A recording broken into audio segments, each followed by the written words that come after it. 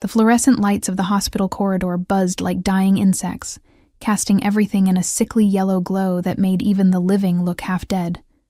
My sneakers squeaked against the linoleum floor, a sound I'd grown to hate over the past 3 years of working double shifts as a nursing assistant. The smell of antiseptic burned my nostrils, mixing with something else, something darker that clung to the walls of St. Catherine's General Hospital. Desperation, grief, the metallic tang of blood that no amount of bleach could ever quite erase. I was invisible here. That's what exhaustion does to you. It turns you into a ghost moving through the world, seen but never really noticed. My scrubs hung loose on my frame, the pale blue fabric wrinkled from sleeping in them between shifts. I couldn't remember the last time I'd eaten a proper meal, or slept more than 4 hours, or felt anything other than the bone-deep weariness that had become my constant companion. "Maya, room 304 needs fresh linens," barked Nurse Patterson, not even looking up from her clipboard. She never looked at me. Nobody did. "Yes, ma'am." My voice came out barely above a whisper, hoarse from disuse. When you're poor, when you're nobody, you learn to make yourself small. You learn that the world doesn't care about your story, your struggles, your silent screams into pillows at 3 a.m. when the bills pile up faster than your paychecks.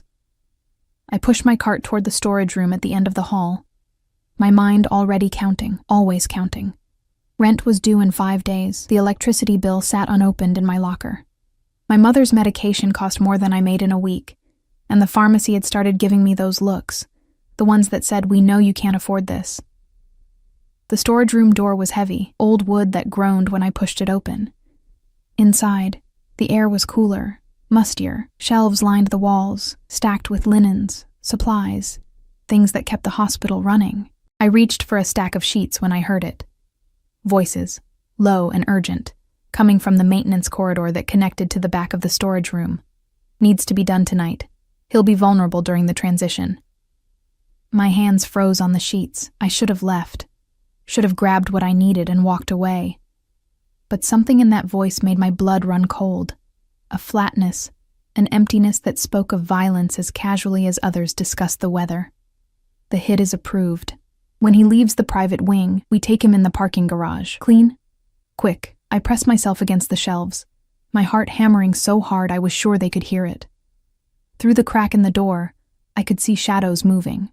3 men, maybe 4. The overhead light caught on something metallic. A gun tucked into a waistband. Moretti won't see it coming. Word is he's here visiting his mother. Private wing, top floor. Security's tight, but everyone has to leave eventually. Moretti. The name echoed in my head, familiar in the way that urban legends are familiar. Everyone in this city knew that name, whispered it with a mixture of fear and reverence. Dante Moretti, the man who controlled half the city's underground, whose name alone could make grown men flinch. I'd seen the news reports, heard the rumors from patients who came in with injuries they refused to explain. I needed to leave. This wasn't my business. Whatever was about to happen in this hospital, whatever blood was about to be spilled, I shouldn't get involved. But my feet wouldn't move. 20 minutes. He's scheduled to leave at 10. The voices faded as the men moved deeper into the maintenance corridor. My hands trembled as I clutched the sheets to my chest, the fabric suddenly feeling like a shield, however useless. The clock on the wall read 9:42 p.m. I should have walked away. Instead, I found myself moving through the hospital like a woman possessed, my cart forgotten. The private wing was on the 7th floor, accessible only through a special elevator that required a keycard. But I'd worked here long enough to know the service stairs, the back ways that maintenance used, the paths that the invisible people took. My legs burned as I climbed the stairs, 2 at a time. I didn't know what I was doing, didn't know what I could possibly do. Warn him? A man like Dante Moretti probably had enemies lining up to kill him. Why would he listen to some nobody nursing assistant? But I kept climbing. The 7th floor was different, quieter. The walls were painted a soft cream instead of institutional white. The floors were carpeted. This was where the wealthy came to suffer in comfort, where privacy cost more per night than I made in a month. I pushed through the stairwell door, my breath coming in short gasps. A nurse at the station looked up, her expression changing from bored to suspicious in an instant. "You can't be up here." This floor requires— I need to deliver supplies, I lied, gesturing vaguely behind me. They called down for extra— We didn't call for anything. She stood, reaching for the phone. I'm going to have to ask you to— A door opened down the hall, and the world shifted. He emerged like a shadow made solid. All sharp angles and controlled power. Dante Moretti was taller than I'd imagined, dressed in a black suit that probably cost more than my entire year's salary. But it wasn't the clothes that made my breath catch. It was the way he moved, like a predator who knew exactly how dangerous he was and didn't need to prove it. 2 men flanked him, broad-shouldered and alert, their eyes constantly scanning. Bodyguards, of course, but it was him I couldn't look away from. Dark hair, slightly disheveled as if he'd been running his hands through it. A face that would have been handsome if it weren't so hard, all sharp cheekbones and a jaw that looked like it had been carved from marble. And his eyes— God, his eyes, dark and penetrating.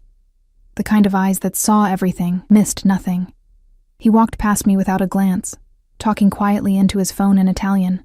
His cologne reached me, expensive, woody, with an undertone of something darker, dangerous. He smelled like power and money and violence wrapped in silk. They were heading toward the elevator, toward the parking garage, toward death. My body moved before my mind caught up. I dropped the sheets I was still somehow clutching and ran, not gracefully, not with any plan, just ran. Sir, Mr. Moretti. The bodyguards reacted instantly, hands moving inside their jackets, bodies shifting to block their boss, but I kept coming, propelled by something I couldn't name. Stupidity, probably, mixed with a lifetime of being invisible, and suddenly, desperately, needing to be seen. Wait, please, you can't go to the parking garage. One of the bodyguards caught me, his hand like an iron band around my arm. Pain shot through my shoulder as he yanked me back. Sir, should I— Let her go. His voice was quiet, accented, but it carried absolute authority. The kind of voice that didn't need to be raised to be obeyed. The bodyguard released me immediately, though he stayed close, ready to grab me again if needed. Dante Moretti looked at me for the first time. Really looked at me, and I felt it like a physical touch. His eyes were the color of espresso, so dark they were almost black, and they swept over me with an intensity that made my skin prickle. I was suddenly painfully aware of how I must look. Wrinkled scrubs, hair falling out of its ponytail, dark circles under my eyes like bruises. You know my name. It wasn't a question. He tilted his head slightly, studying me like I was a puzzle he couldn't quite solve. But I don't know yours. Maya. My voice came out smaller than I intended. Maya Torres. I work here. I'm a nursing assistant. And I swallowed hard, aware of how insane I was about to sound. You can't go to the parking garage. There are men waiting. They're going to— I couldn't say it. Couldn't say kill you to this man who looked like death personified himself. His expression didn't change, but something flickered in those dark eyes. Interest, maybe. Or calculation. How do you know this? I heard them. In the storage room. They didn't know I was there. The words tumbled out faster now. Desperate. 3 or 4 men, I couldn't see them clearly. But they had guns. They said they were going to— when you left, in the garage. Sir. One of the bodyguards spoke urgently, his hand pressed to his earpiece. We have a situation. Security just reported unauthorized personnel in the parking structure. Multiple vehicles blocking the exits. The air changed. It was subtle. A shift in Dante Moretti's posture, a hardening of his already hard features. But suddenly, the danger that had always been implicit in him became explicit, rolling off him in waves. Get my mother moved to the safe house. Now. He spoke into his phone in rapid Italian, his eyes never leaving my face, and find out how they knew I was here. The elevator dinged. Everything happened in slow motion, and too fast at once. The doors opened, and I saw them, the same shadows I'd seen in the corridor, emerging with weapons drawn. The nurse at the station screamed. The bodyguards moved, reaching for their guns. But I moved faster. I don't know what possessed me. Don't know where the courage or stupidity came from. But I lunged forward, grabbed Dante Moretti's arm, and yanked him back through the door he'd just emerged from, into the private room, away from the line of fire. He came, surprisingly, either from shock or because he chose to. And then we were in the room, his mother's room, I realized distantly, and I was pushing him behind the hospital bed, my hands shaking as I pressed him down. The smell hit me before I understood what I was doing. Lavender, cleaning solution.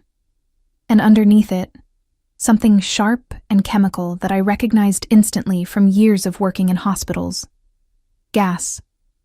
The maintenance work they'd been doing on this floor all week. Natural gas leak repairs. And outside, men with guns, about to fire in an enclosed corridor. One spark. That's all it would take. I covered his mouth with my hand, pressing my body against his as I pulled him lower. His breath was hot against my palm, his body rigid with tension beneath me. I could feel his heart beating, strong and steady, could feel the coiled power in him like a spring wound too tight. My lips found his ear, and I whispered the words that would change everything. Don't breathe. The world exploded. Not literally. Not yet. But the sound of gunfire erupted in the corridor, sharp cracks that echoed off the walls like thunder trapped in a cage. I pressed harder against Dante Moretti, my hand still covering his mouth. My own breath held until my lungs screamed. His body was solid beneath mine, all muscle and heat. And for a moment I was hyper-aware of every point of contact. My chest against his shoulder, my hip pressed into his side, my face so close to his that I could see the flecks of gold in those impossibly dark eyes. He didn't fight me, didn't push me away. He simply watched me with an intensity that should have terrified me, his gaze never wavering even as chaos erupted around us. The chemical smell grew stronger. I could taste it now, metallic and wrong on the back of my tongue. The maintenance crew had posted warnings all week about the gas line repairs, about keeping flames and sparks away from the 7th floor. And now there were men with guns, firing in an enclosed space, each muzzle flash a potential ignition source.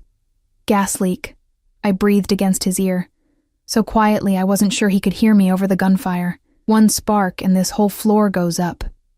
I felt him tense, felt the moment understanding clicked into place. His hand came up, slowly, deliberately, and wrapped around my wrist, not pulling my hand away from his mouth, just holding it there. His skin was warm, his grip firm, but not painful. A silent acknowledgement. The shooting stopped. The silence that followed was worse than the noise. I could hear my own heartbeat, a frantic drumming that seemed loud enough to give away our position. Could hear the ragged breathing of someone in the corridor, wounded, maybe dying. Could hear footsteps, careful and measured, coming closer. Where is he? A voice, harsh and unfamiliar. Check every room. Dante's eyes narrowed. His free hand moved with practiced efficiency, reaching inside his jacket to pull out a gun, matte black, deadly efficient. He moved to rise, to step out and face whatever was coming, but I pressed down harder, shaking my head frantically. He frowned, and I saw the war play out across his features. This was a man who faced danger head-on, who probably hadn't hidden from anything in his entire life. Asking him to stay down, to let others fight his battles, went against every instinct he had. But the gas was still leaking. I could see the barely visible haze in the air near the ventilation grate. Could smell it getting stronger. Any confrontation, any gunfire in this hallway, would be suicide. Please, I mouthed, though no sound came out. The door handle turned. I did the only thing I could think of. I grabbed the heavy blanket from the hospital bed and threw it over both of us, pulling Dante down to the floor completely, tucking us into the narrow space between the bed and the wall. In the darkness beneath the blanket, pressed impossibly close to him, I could feel every breath he took, every subtle shift of his body. His cologne filled my senses, cedar and bergamot, with an undertone of gunpowder. Expensive and dangerous, just like him. His arm came around my waist, pulling me tighter against him, and I realized he was positioning himself between me and the door. Even now, even hiding, he was trying to protect me. The door opened fully. Footsteps entered the room. One person, maybe two. I could see the shadows moving across the floor through the tiny gap at the bottom of the blanket. Heavy boots, military style. Clear. The voice was disappointed. He's not here. Check the bathroom. Another voice. Younger, nervous, more footsteps. The sound of the bathroom door opening, closing. A pause that stretched for eternities. Nothing. Let's move. But they didn't leave. Not immediately. One of them moved closer to the bed, close enough that I could see his boots. Black tactical style, expensive. He was standing right next to us, so close that if he looked down, if he noticed the blanket on the floor instead of the bed. Dante's hand tightened on my waist. Not in fear. I didn't think this man knew how to be afraid, but in preparation. Ready to move, to fight, to kill if necessary. I could feel the coiled tension in him, like a snake about to strike. The boots turned away. The footsteps retreated. The door closed. We stayed frozen for another 30 seconds, maybe a full minute. My lungs were burning now, desperate for air, but I was afraid to breathe too deeply, afraid to move, afraid that any sound might bring them back. Finally, slowly, Dante pulled the blanket back. His eyes met mine in the dim light filtering through the window, and something passed between us, an understanding, a connection forged in shared danger. His hand was still on my waist, my hand still resting against his chest where I'd pressed it when we dove to the floor. I could feel his heart beating, steady and strong. The gas, he said quietly, his accent more pronounced in the whisper. How long? I don't know. They've been working on repairs all week. Could be minutes before it dissipates. Could be hours. He nodded once, processing. Then, with surprising gentleness, he helped me sit up, his hands steadying me when my legs shook. We stayed on the floor, backs against the wall, hidden by the hospital bed. You saved my life. He said it as a statement, not a question, his dark eyes searching my face. Why? How could I explain? I didn't understand it myself. I couldn't just let them kill you. You don't know me. You don't know what I've done, who I am, what I'm capable of. His voice was soft, almost hypnotic. For all you know, I deserve to die. Nobody deserves to be ambushed in a hospital. The words came out stronger than I felt. Your mother is here. You came to see your mother. That doesn't deserve... I couldn't finish. The adrenaline was wearing off, and my body was starting to shake in earnest now. Reaction setting in. My hands trembled, my breath coming in short gasps that had nothing to do with the gas in the air. Hey. His hand cupped my chin, tilting my face up to look at him. Breathe. Slowly. You're in shock. I'm fine. But I wasn't. I was very much not fine. I'd just witnessed an assassination attempt, had hidden from armed men, had probably inhaled toxic fumes, and was now sitting on the floor of a hospital room with one of the most dangerous men in the city. Your name is Maya.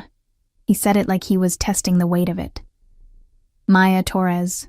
You work here as a nursing assistant. I nodded, not trusting my voice. And you heard these men planning to kill me, and instead of running, instead of saving yourself, you came to warn me. His thumb brushed across my cheekbone, a gesture so gentle it seemed at odds with everything I knew about him. Foolish. Incredibly foolish. Probably, I managed. But brave. His eyes held mine. When the shooting started, you pushed me out of the line of fire. Covered my mouth so I wouldn't breathe in the gas. Risked your own life to save mine. He paused. Why? I told you. No, his voice was firm now. The truth. Why would a woman who looks half dead from exhaustion, who clearly has her own problems, risk everything for a stranger? The truth. The truth was, I didn't know. The truth was that in that moment, when I'd seen him walking toward his death, something in me had broken, or maybe not broken, maybe awakened. Maybe after years of being invisible, of being nobody, of letting the world grind me down into dust, I'd finally seen a chance to matter, to do something that mattered, because I'm tired of being invisible, I whispered, because for once, just once, I wanted to be someone who did something that mattered. His expression shifted, something almost like recognition flickering in those dark eyes. Like he understood somehow. Like maybe he too knew what it was like to be invisible, even if in a different way. Well, Maya Torres. He stood in one fluid motion, pulling me up with him. You are definitely not invisible anymore.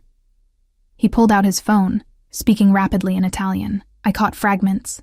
Situazione contenuta, gas, settimo piano, mia madre, mother.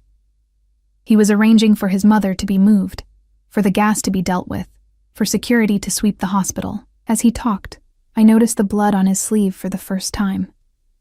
Not his blood. One of his bodyguards, probably. The reality of what had just happened crashed over me like a wave. People had died in that corridor, maybe people I knew, co-workers, patients. Because of this man. Because of the world he inhabited. I need to go, I said suddenly. I need to check on. There might be casualties. I need to. You're not going anywhere. He ended his call, his attention snapping back to me with laser focus. Those men are still in the hospital. You think they won't question how I disappeared? You think they won't look for anyone who helped me?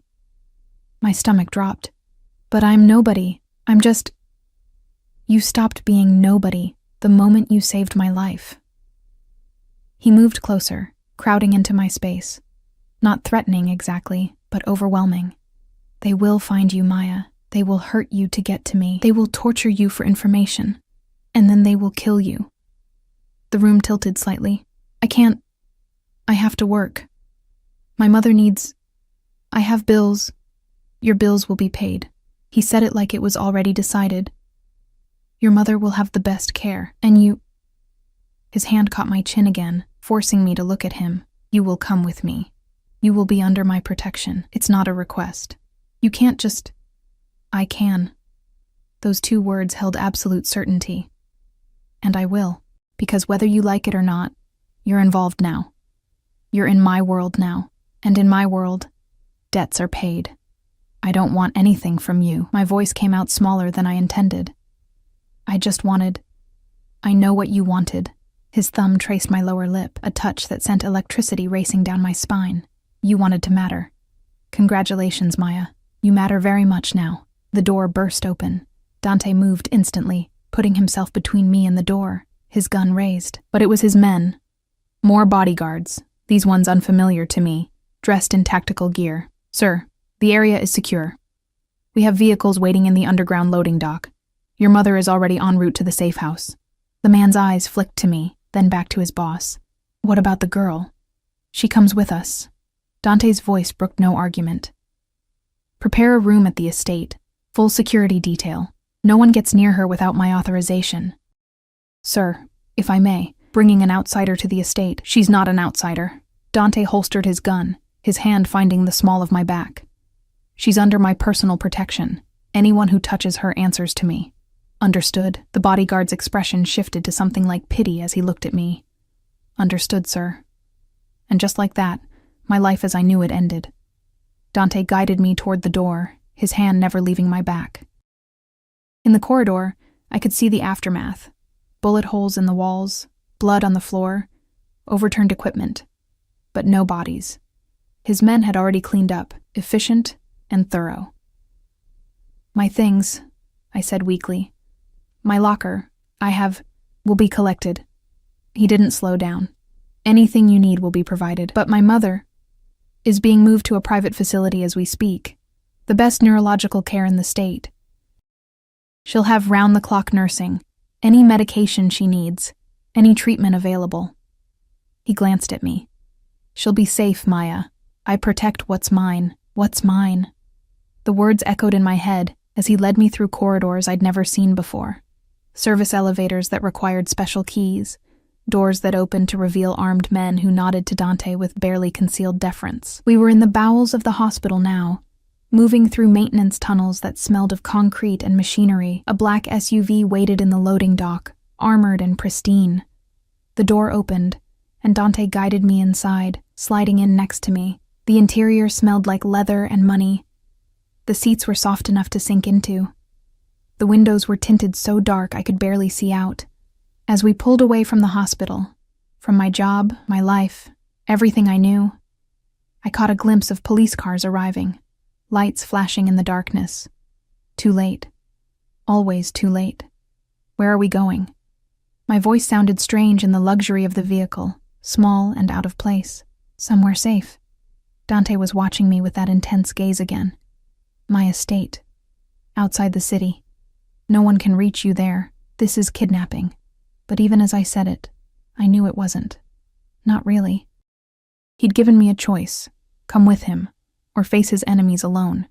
And we both knew what would happen if I chose the latter. This is protection. His hand found mine in the darkness, his fingers lacing through mine. The touch should have terrified me. Instead, it anchored me, kept me from flying apart. In payment of a debt, you saved my life, Maya Torres. That means something in my world. It means everything. The city lights blurred past the windows as we drove into the night, leaving behind everything I'd ever known. My apartment with its peeling paint and broken heater, my double shifts and mounting bills, my invisibility. I'd wanted to matter. Now I mattered to the most dangerous man in the city. I just wasn't sure if that was salvation or damnation. The estate rose from the darkness like something out of a Gothic novel, all stone and iron, surrounded by walls high enough to keep out an army. Guards patrolled the perimeter, their silhouettes sharp against the security lights. As our SUV passed through the gates, I caught glimpses of manicured lawns, fountains, gardens that probably cost more to maintain than I'd earn in a lifetime. This wasn't just wealth. This was power made manifest in marble and steel. The vehicle stopped in front of massive wooden doors that looked like they belonged to a medieval fortress.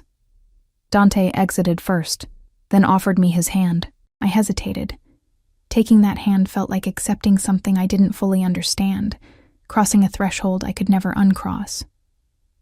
But what choice did I have? His fingers closed around mine, warm and certain, and he pulled me from the car with surprising gentleness. Up close, in the light spilling from the house, I could see the tension in his jaw, the tightness around his eyes. The assassination attempt had affected him more than he let on. "Welcome to my home," he said, though his tone suggested this was anything but a welcoming. Inside, the entrance hall was all dark wood and crystal chandeliers, the kind of opulence that made me acutely aware of my wrinkled scrubs and scuffed sneakers. A woman appeared, older, dressed in a crisp black uniform, her gray hair pulled back in a severe bun. "Signor Moretti." She nodded respectfully, her eyes sliding to me with barely concealed curiosity. "Your mother arrived safely. She's resting in the East Wing. Dr. Castellano is with her." "Good." Dante's hand remained on the small of my back, a constant presence. "Mrs. Chen, this is Maya Torres. She'll be staying with us. Prepare the blue room, the one adjacent to my suite." Mrs. Chen's eyebrows rose fractionally. "The blue room, sir? But that's... I'm aware." His tone left no room for discussion. "She's to have access to anything she needs. Clothes, toiletries, food. Whatever she asks for." He paused. "And she's under my personal protection. Everyone on staff is to be informed." "Of course, sir." Mrs. Chen's expression shifted to something almost sympathetic as she looked at me. "If you'll follow me, Miss Torres." "Go," Dante said softly, releasing me. "Clean up, rest. We'll talk in the morning." But as Mrs. Chen led me up a sweeping staircase, I heard him speaking in rapid Italian to someone, his voice hard, angry, demanding answers about how the attack had been planned, who had betrayed him, how they'd known he would be at the hospital. The blue room was absurd. There was no other word for it. The bed was larger than my entire apartment bedroom, draped in silk that probably cost more than my monthly rent. Floor-to-ceiling windows looked out over the grounds, though heavy curtains could be drawn for privacy. A bathroom attached, all marble and gold fixtures, with a tub deep enough to swim in. "There are clothes in the closet," Mrs. Chen said, her accent British, precise. "They should fit reasonably well. Mr. Moretti had them delivered while we were traveling."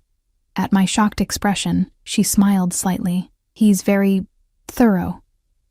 Dinner can be sent up if you're hungry, or you can join the household in the morning for breakfast." "I don't understand." The words burst out before I could stop them. "Why is he doing this? I'm nobody. I'm just..." "You saved his life, Mrs." Chen's expression softened. "In Mr. Moretti's world, that's everything. Loyalty, Sacrifice. These are currencies more valuable than gold. She moved toward the door, then paused. A word of advice, Miss Torres. Don't try to leave. The guards have orders to keep you safe, which means keeping you here, for your own protection. She left me alone in the absurd luxury of the blue room, and the reality of my situation crashed over me like a wave. I was a prisoner. A gilded, pampered prisoner, but a prisoner nonetheless. My hands shook as I peeled off my scrubs, as I stepped into a shower that had more settings than my car had. The hot water should have been relaxing, but I couldn't stop replaying the night, the gunfire, the blood. Dante's body pressed against mine in the darkness, his hand over mine, his breath against my neck. Don't breathe. Those 2 words had saved us both. But at what cost? I found clothes in the closet, designer labels I recognized from magazine ads, in exactly my size. Soft cashmere, silk blouses, jeans that fit like they'd been made for me, because they probably had been. In the space of a few hours, Dante had researched me, measured me, provided for me.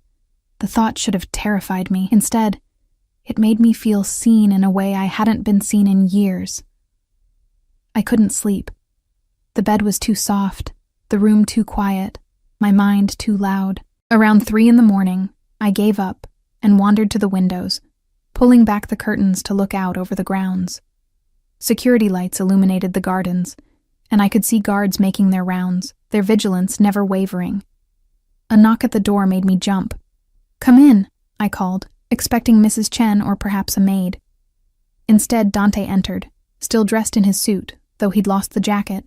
His shirt was partially unbuttoned, revealing a glimpse of tanned skin and what looked like scars.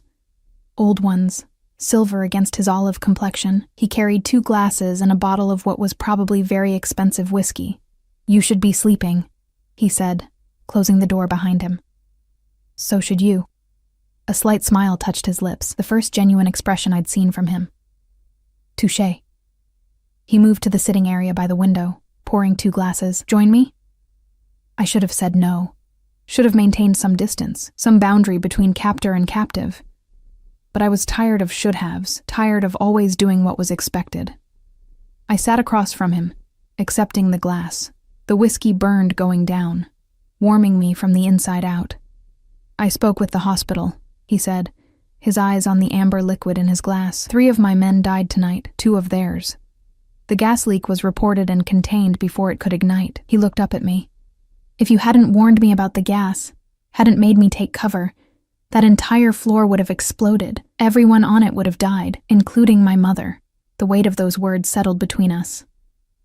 "I'm sorry about your men," I said quietly.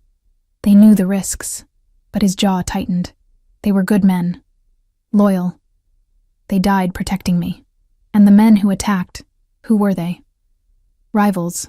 The Volkov family, most likely. They've been making moves on my territory for months. His expression darkened. Someone told them I would be at the hospital tonight. Someone close to me. And when I find out who... He didn't finish, but he didn't need to. I could imagine what would happen to whoever had betrayed him. "Your mother," I said, changing the subject. "How is she?" Something shifted in his expression. A vulnerability I hadn't expected. "Alzheimer's, advanced stage. Some days she knows me, some days she thinks I'm my father." He took a long drink. "She's all I have left. My father died when I was 20. My brother..." He stopped abruptly. "You don't have to tell me," I said softly. "No, I don't." But after a moment he continued. "My brother Marco died 3 years ago, betrayed by someone he trusted, killed in front of me. I couldn't..." His hand tightened on the glass. "I couldn't save him." The pain in his voice was raw, real. This wasn't the dangerous mob boss, the man who commanded fear and respect in equal measure. This was just a man, grieving losses he couldn't prevent, protecting the one family member he had left. "I'm sorry," I whispered. His eyes met mine, intense and searching. "You understand loss. I can see it in you, in the way you carry yourself, like you're afraid to take up too much space in the world. My father left when I was 12, I heard myself saying, though I never talked about this. Never. My mother developed early-onset dementia 2 years later. I've been taking care of her ever since, working multiple jobs, trying to afford her medications, her care. I laughed bitterly. I've been invisible for so long. I forgot what it felt like to be seen. You're seen now. He leaned forward, elbows on his knees, closing the distance between us. Maybe too seen. Everyone in my organization will know about you by morning. The woman who saved Dante Moretti's life. They'll want to know who you are, what you mean to me, whether you're a weakness they can exploit. And am I? The question came out barely above a whisper. A weakness? His hand reached out, cupping my face with a gentleness that contradicted everything I knew about him. His thumb traced my cheekbone, the same gesture from the hospital, and I found myself leaning into the touch despite every logical instinct screaming at me to pull away. I don't know yet, he said honestly. But I know that I can't let anything happen to you. You put yourself in danger for me, a stranger, a monster by most people's definition. That kind of loyalty, that kind of courage. His voice dropped lower. It's rare. Precious. And in my world, precious things must be protected at all costs. I'm not precious. But even as I said it, his touch made me feel like maybe I could be. Maybe in his eyes, I already was. You don't see yourself clearly. His other hand found my free one, his fingers lacing through mine like they had in the car. You see someone small, invisible, worn down by the world. I see someone strong enough to survive years of hardship, brave enough to run toward danger instead of away from it, selfless enough to risk everything for a stranger. You don't know me. No, he agreed. But I'd like to. The air between us charged with something electric, dangerous. I should have pulled away. Should have remembered who he was, what he did, the blood on his hands and the violence in his wake. But I didn't. Instead, I found myself asking, what happens now? Tomorrow, next week, what happens to me? Tomorrow, you rest. You eat. You let yourself be taken care of for once in your goddamn life. His intensity never wavered. Next week, we figure out who betrayed me and we eliminate the threat. And you stay here, under my protection, until it's safe. And if it's never safe? His smile was dark, almost predatory. Then I guess you're mine forever. The words should have terrified me. Instead, they sent heat coursing through my veins, awakening something in me I thought had died years ago, the ability to want, to need, to feel anything beyond exhaustion and despair. I should go, I said, though I didn't move. You should. But his hand tightened on mine. Stay. Just for a while. Let me... He stopped, as if the words were difficult. Let me not be alone tonight. And there it was, the truth beneath the power and violence. He was alone too, surrounded by guards and subordinates and fear, but fundamentally, devastatingly alone. So I stayed. We talked until dawn painted the sky pink and gold. He told me about growing up in his father's shadow, about the weight of inheriting an empire built on blood and fear, about his mother's laughter before the disease stole her memories, about Marco, the brother who'd been his best friend, his confidant, his conscience. I told him about my mother's decline, about watching the woman who raised me forget my name, my face, our entire history together, about the exhaustion that had become my constant companion, the invisible weight of trying to survive in a world designed to crush people like me. As the sun rose, he stood, offering me his hand. Come. I want to show you something. He led me through the quiet house, down corridors lined with art that probably belonged in museums, past rooms I couldn't even name. We ended up on a terrace overlooking the gardens, the morning light turning everything golden. This is my favorite place, he said quietly. When everything becomes too much, when the weight of what I am threatens to drown me, I come here. Watch the sunrise. Remember that the world keeps turning. Regardless of the blood we spill or the empires we build. I stood next to him, close enough that our arms brushed, and watched the sun climb higher. For a moment, just a moment, I let myself imagine this could be my life. Standing on terraces at dawn, with a dangerous man who looked at me like I mattered, being seen, wanted, protected. But reality was waiting, as it always did. Sir. A guard approached, respectful but urgent. You're needed in the security office. We have information about the attack. Dante's expression hardened instantly, the vulnerability from moments ago vanishing behind the mask of the mob boss. But before he left, he turned to me, his hand cupping my face one more time. "Stay safe, Maya. Don't leave the grounds. Don't trust anyone except Mrs. Chen and my personal guards, the ones wearing the silver pins." His thumb brushed my lip. "Promise me." "I promise."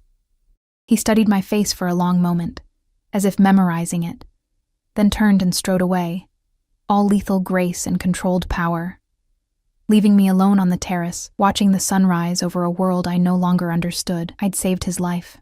Now he'd claimed mine. The question was, what would he do with it? 3 days passed in a strange, suspended reality. I existed in a gilded cage, pampered and protected in equal measure. Mrs. Chen brought me meals I didn't have to cook, clothes I didn't have to wash, books I actually had time to read. The guards with silver pins nodded respectfully when they saw me, treating me with a deference I didn't understand and certainly didn't deserve. But Dante was gone. He'd left that morning after showing me the sunrise, disappearing into whatever dark business required his attention. I caught glimpses of him occasionally, a shadow moving through the hallway late at night, his voice raised in anger behind closed doors, the sound of vehicles coming and going at all hours. The estate felt different without his presence, emptier, like a stage missing its lead actor. On the 4th day, I woke to find a note slipped under my door, written in sharp, precise handwriting. "My mother would like to meet you. East Wing, 10 a.m. D." My hands trembled as I held the paper. Meeting his mother felt significant, weighted with implications I couldn't quite name. I dressed carefully in one of the simpler outfits from the closet, dove gray cashmere and dark jeans, and made my way through the maze of corridors to the East Wing. The hallway was quieter here, the air scented with lavender and something medicinal. A nurse sat outside one of the rooms, reading a magazine. She looked up as I approached, her expression professional but kind. "Miss Torres? Mrs. Moretti is expecting you. She's having a good day today, very lucid." The nurse's smile was encouraging. "Don't be nervous. She's lovely." The room beyond was beautiful in its simplicity. Soft cream walls, gauzy curtains filtering the morning light, fresh flowers on every surface. And in a chair by the window sat a woman who must have been stunning in her youth. Silver hair, fine bone structure, eyes the same dark espresso as her son's. "You must be Maya." Her voice was accented, warm. She set down her book and studied me with an intensity that was achingly familiar. "Come, sit. Let me look at you." I crossed the room on shaking legs, sitting in the chair across from her.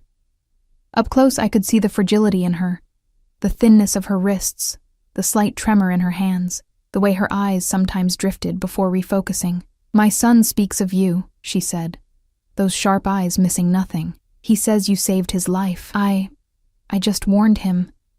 Anyone would have... No." Her hand reached out, surprisingly strong as it gripped mine. "Not anyone. Most people would have run, would have saved themselves, but you ran toward the danger. You protected him." Her eyes glistened. "You protected my boy." The emotion in her voice made my throat tight. I couldn't let them hurt him. Why? It was the same question Dante had asked, but from her it felt different. Not interrogation, just genuine curiosity. "You didn't know him. You owed him nothing." "I don't know," I admitted. When I saw him, when I knew what was about to happen, I couldn't do nothing. I couldn't be invisible anymore." She smiled, and I saw where Dante got his rare, genuine expressions. "Invisible. Yes, I understand that. I am invisible now too. The disease. It steals you piece by piece until even your own son looks at you and sees a stranger." "He doesn't see a stranger." The words came out fierce, surprising both of us. "When he talks about you, there's so much love. So much fear of losing you. You're not invisible to him." Tears spilled over, tracking down her weathered cheeks. "He is a good boy. A good man. The world sees a monster, but I see my Dante, the boy who cried when his goldfish died, who brought me flowers every Sunday, who held his brother when..." She stopped, her expression clouding. "Marco. Where is Marco? He should be here. He promised he would visit." My heart broke. Moretti, Mrs. He's dead, isn't he? Her clarity was sudden, devastating. My Marco is dead and I keep forgetting. Every time I remember, it's like losing him again. She gripped my hand harder. Dante thinks I don't notice, thinks the disease has taken that memory. But some pains are too deep to forget completely. I didn't know what to say, so I just held her hand and let her cry. Promise me something, she said after a while, her voice stronger. Promise me you'll take care of him. He carries so much darkness, so much weight. He needs light in his life. He needs someone who sees the man, not the monster. I'm nobody, I whispered. You're the woman who risked everything to save him.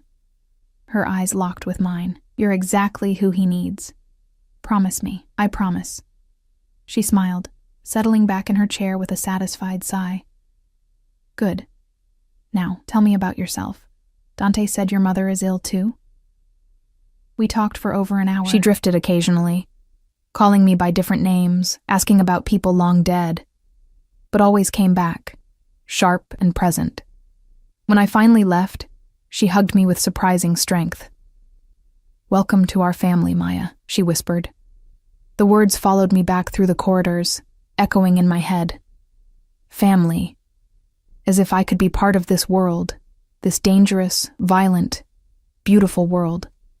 I found Dante in what Mrs. Chen called the study, a room lined floor to ceiling with books, dominated by a massive desk covered in papers and laptops. He was on the phone, speaking rapid Italian, but his eyes found me the moment I entered. He held up one finger, and finished his conversation, then set the phone down with deliberate care. You met my mother. Not a question. She's wonderful. I stayed by the door, suddenly unsure. She's sharp, funny, kind. Even with the disease, she liked you. He stood, moving around the desk with that predatory grace. She told me. Said you have kind eyes, that you'll be good for me. His mouth quirked. She also said I should marry you before some other smart man snatches you away. Heat flooded my face. She's ill. She knows exactly what she's saying. He stopped in front of me, close enough that I had to tilt my head back to meet his eyes. My mother has always been an excellent judge of character. If she likes you, it means something. Dante. His name felt strange on my tongue, intimate. What am I doing here? Really? It's been 4 days and I still don't understand. I told you, you're under my protection. But for how long? Forever? Until your enemies are dealt with? Until you decide I'm not worth the trouble? The questions burst out, driven by 4 days of uncertainty. I can't just exist in limbo. I need to know. His hand caught my chin, tilting my face up. You want the truth? Yes. The truth is, I don't know what you are to me yet. His thumb traced my lower lip, sending electricity down my spine. Protection, yes. A debt to be repaid, absolutely. But there's something else. Something that's been growing since you covered my mouth in that hospital room and whispered for me not to breathe. My heart hammered against my ribs. What? Obsession. The word was stark, honest. You've gotten under my skin, Maya Torres. Into my head. I think about you constantly, whether you're safe, whether you're happy, whether you'll run the first chance you get. His grip tightened fractionally. I want you to stay. Not because you're in danger, not because I owe you, but because I want you here, in my house, in my life. You can't just... I can. His face moved closer, his breath ghosting across my lips. I'm Dante Moretti. I take what I want and I protect what's mine. And I want you, Maya. I want you so badly it's driving me insane. This is crazy. But I didn't pull away. Couldn't pull away. We barely know each other. Then let's fix that. His hands framed my face, forcing me to hold his gaze. Stay. Not as a prisoner. Not as someone under protection. Stay because you want to. Stay and let me show you what it's like to be seen, wanted, treasured. Stay and let me give you everything you've been denied your entire life. And what do you get? My voice came out breathless. His smile was dark, possessive. You. He kissed me then, and the world exploded into sensation. His lips were demanding, claiming, but somehow gentle at the same time.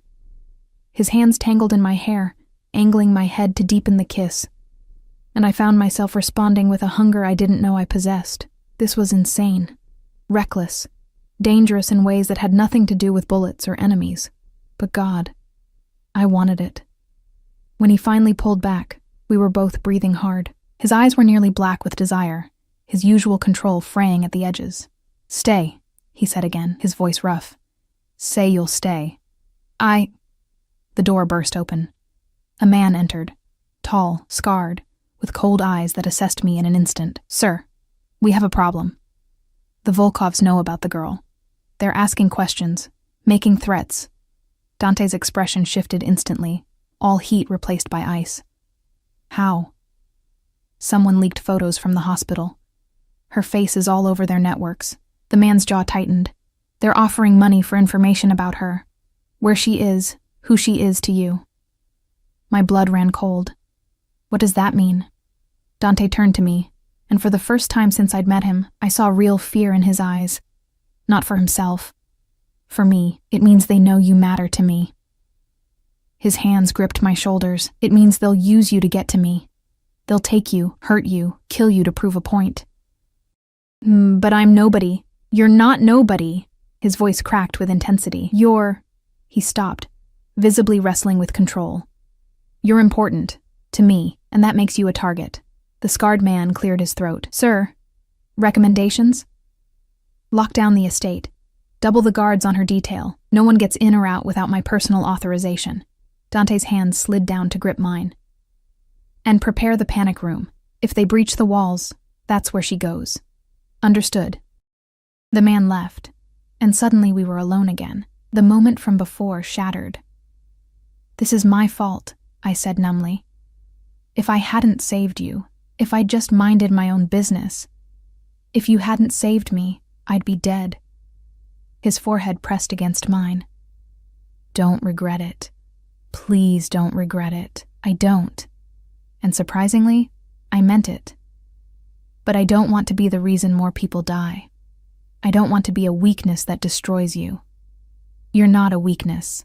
His hands cupped my face again. He seemed to struggle with the words. "You're the first thing in years that's made me feel human. That's made me want something other than revenge and blood and power." "Dante, I know this is too much, too fast. I know I'm asking for things I have no right to ask for." His eyes searched mine, desperate. "But stay. Please. Stay and let me keep you safe. Stay and—" His voice dropped to barely a whisper. "Stay because maybe, just maybe, I should have said something good in all this darkness. Should have demanded he let me go. Let me return to my small, invisible life where no one wanted to kill me for existing. But I didn't." "Okay," I whispered. "I'll stay." His kiss was different this time, softer, slower, full of something that felt dangerously close to tenderness. When he pulled back, his smile was genuine, lighting up his face in a way that stole my breath. "Thank you," he said simply. Over the next week, I learned what it meant to live in Dante Moretti's world. I learned that he worked constantly, managing an empire that stretched across the city and beyond. That he was ruthless in business, but loyal to those who earned it. That he visited his mother every morning, reading to her even when she didn't recognize him. I learned that his scars told stories. Knife fights, bullet wounds, a childhood marked by violence. That he spoke 4 languages fluently. That he loved opera and classical music, playing it softly in his study while he worked. I learned that his obsession with my safety bordered on paranoia. Guards followed me everywhere, even just walking through the gardens. He had my food tasted before I ate it. He installed cameras in every corridor, personally reviewing footage each night. But I also learned gentleness I hadn't expected. The way he'd find me in the library and sit quietly, reading beside me. How he'd take my hand during tense moments, grounding both of us. The way he'd pull me into his lap in the evenings, holding me close while he made phone calls in Italian, his fingers absently stroking my hair. We didn't sleep together, not in that way, but he'd come to my room late at night, unable to sleep, and we'd talk until dawn. About everything and nothing. About his fears and my dreams and the strange, impossible thing growing between us, until the night everything changed. I woke to the sound of gunfire. The gunfire shattered the night like glass breaking. Sharp, violent, too close. I bolted upright in bed, my heart hammering so hard I could feel it in my throat. For a disorienting moment, I thought I was back at the hospital, back in that corridor filled with gas and death, but no.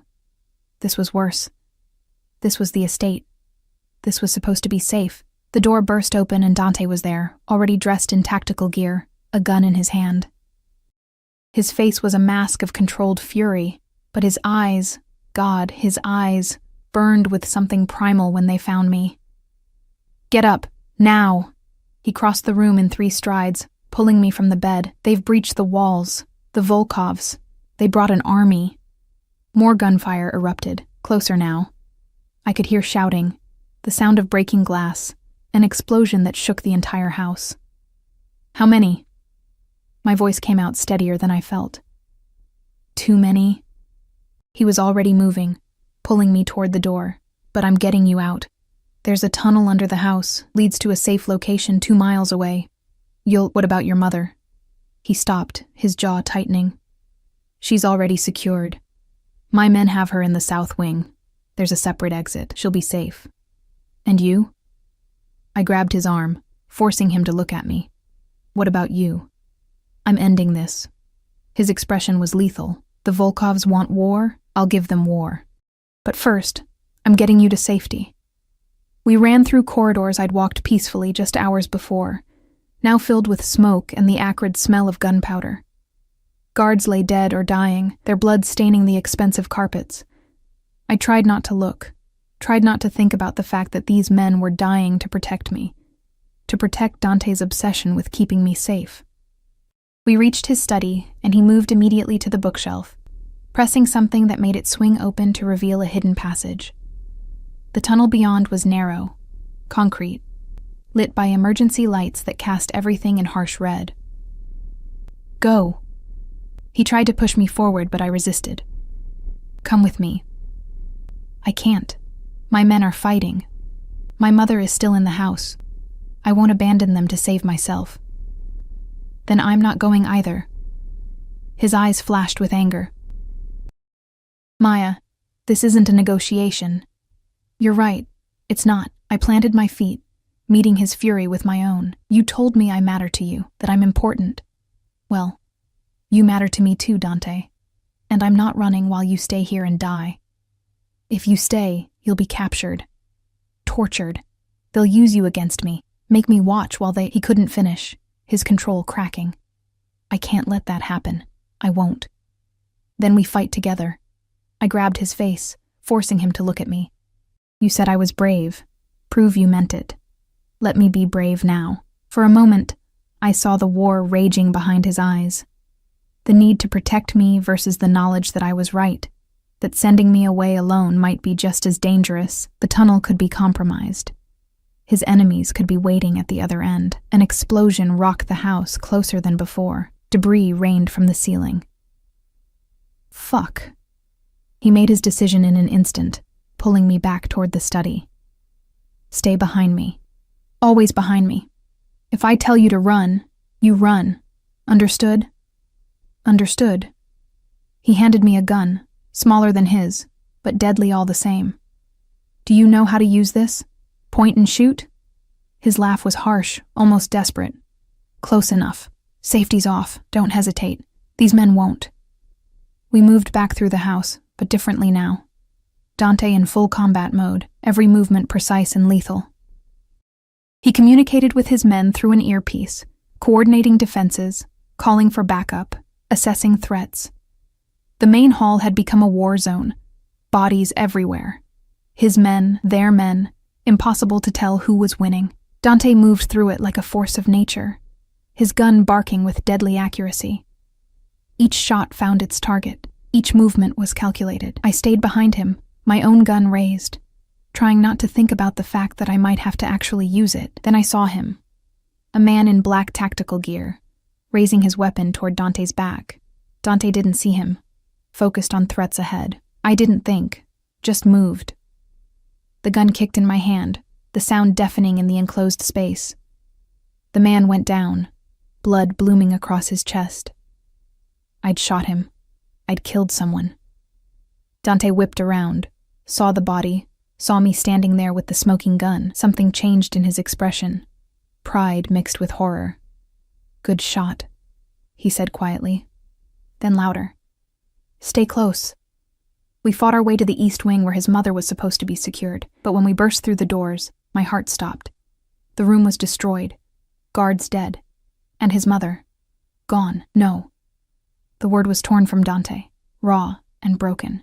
"No, no, no." His earpiece crackled.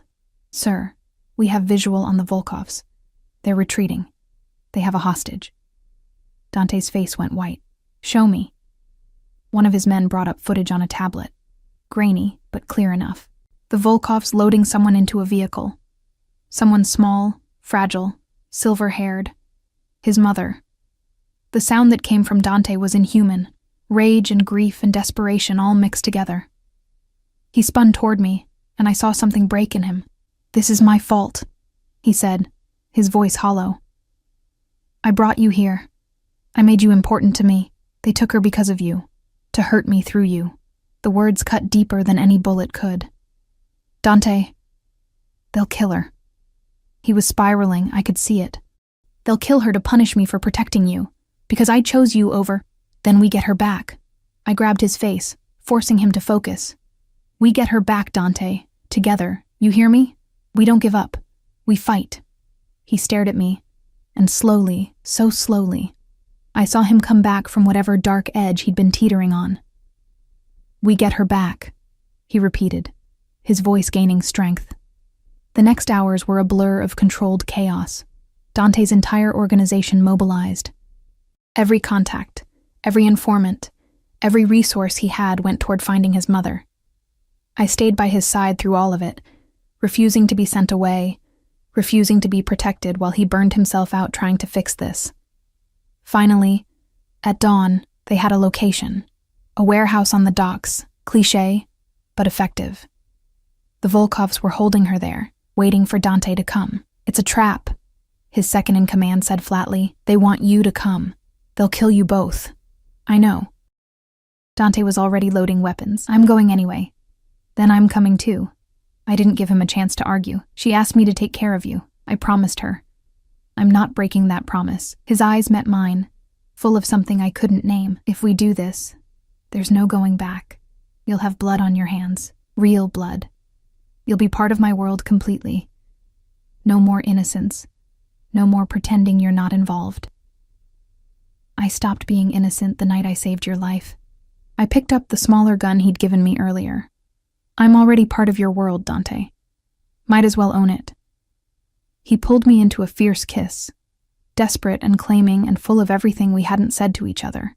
"Stay alive," he murmured against my lips. "Whatever happens, stay alive. Promise me. Only if you promise the same. Deal." We went to war. The warehouse was exactly as expected, dark, full of shipping containers, countless places for an ambush. Dante's men surrounded it, but he and I went in through the front. Bold, reckless. Exactly what they'd expect from him. The Volkovs were waiting, 20 men, maybe more, all armed.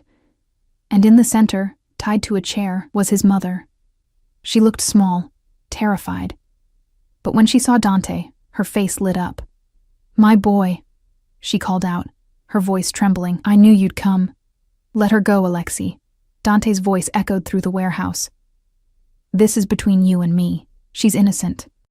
A man stepped forward, tall, broad, with cold blue eyes and a smile that made my skin crawl. Alexei Volkov, presumably. "Innocent?" He laughed. "No one connected to you is innocent, Moretti. Your mother raised you, made you what you are. And this girl..." His eyes found me, and I felt them like a physical violation. "This girl you've been keeping like a pet. She matters to you. That makes her guilty. Let them go, and I'll surrender." Dante's gun was raised, but his voice was steady. "You want me dead? Fine, but let them go first." "No!" I grabbed his arm. "Dante, you can't." "I can and I will. His eyes met mine one last time. Remember what I told you. You matter. Don't ever forget that. He started to lower his gun. That's when his mother spoke. Dante Moretti, you put that gun back up right now. Her voice was sharp, clear, completely lucid. I didn't raise a quitter. I didn't raise a man who surrenders. Everyone froze. She looked at Alexei with contempt. You think tying up an old woman makes you powerful? You think threatening innocence makes you strong? She spat at his feet. You're nothing, just another coward hiding behind guns. Alexei's face darkened. He raised his gun toward her. Everything happened at once. Dante fired. A perfect shot that took down Alexei before he could pull the trigger. The warehouse erupted in gunfire. Dante's men burst through every entrance. I dove for cover, my own gun raised, firing at anyone who came near us. Dante fought like a demon, his movements fluid and lethal. He reached his mother, cutting her bonds with a knife he pulled from somewhere, shielding her body with his own as bullets flew. I provided cover, my shots wild but effective enough to keep enemies back. My ears rang, my hands shook. But I kept firing, kept moving, kept fighting, and then suddenly, silence. The Volkovs were dead, all of them. The warehouse floor was littered with bodies, the air thick with smoke and the copper smell of blood. Dante held his mother, checking her for injuries. She was crying, but alive, whole. I'm okay, she was saying. I'm okay, my boy. Thanks to you. Thanks to your brave girl. He looked at me then, across the warehouse floor, and I saw everything in his eyes. Relief, gratitude, love, raw and terrifying and absolutely real. I crossed to him, my legs shaking, and he pulled me into his arms with his free hand. His mother on one side, me on the other. We stood there in the aftermath of violence, 3 survivors holding each other in the wreckage. It's over, he said quietly. The Volkovs are finished. You're safe. My mother is safe. What happens now? I asked, though I thought I already knew. His hand cupped my face, thumb brushing away tears I hadn't realized I was crying. Now? Now I keep my promise. I show you what it's like to be treasured, to be seen, to be loved. Loved? The word came out barely a whisper. Loved, he confirmed, his eyes never leaving mine. I love you, Maya Torres. I've probably loved you since you covered my mouth and whispered for me not to breathe. You saved my life. You saved my mother's life. You stood by me when you should have run. How could I not love you? This is insane, I said. But I was smiling through tears. We barely know each other. This isn't how love works. Then tell me you don't feel it too. His voice was gentle, challenging. Tell me you don't want this. Us. And I'll let you go. I'll set you up somewhere safe, give you everything you need to start over. Just say the word. I looked at him, really looked at him. At the man who'd killed to protect me, who'd fought through hell to save his mother, who'd given me a place in his world when I'd been invisible to everyone else, who looked at me like I was precious, valuable, worth dying for. I thought about my old life, the exhaustion, the invisibility, the slow death of being ground down by poverty and circumstance. And I thought about this new life, dangerous, yes, bloody and violent and morally complicated, but also full of passion and purpose, and the strange, fierce connection I'd never felt with anyone before. I can't say the word, I admitted, because I feel it too. This impossible, insane, terrifying thing. I love you, Dante Moretti. God help me, I do. His kiss was different this time, not desperate or claiming, but tender. A promise. A beginning. Marry me, he said against my lips. What? Marry me. Make this official. Be my wife, my partner, my everything. He pulled back to look at me, his expression serious. I know it's fast. I know it's crazy.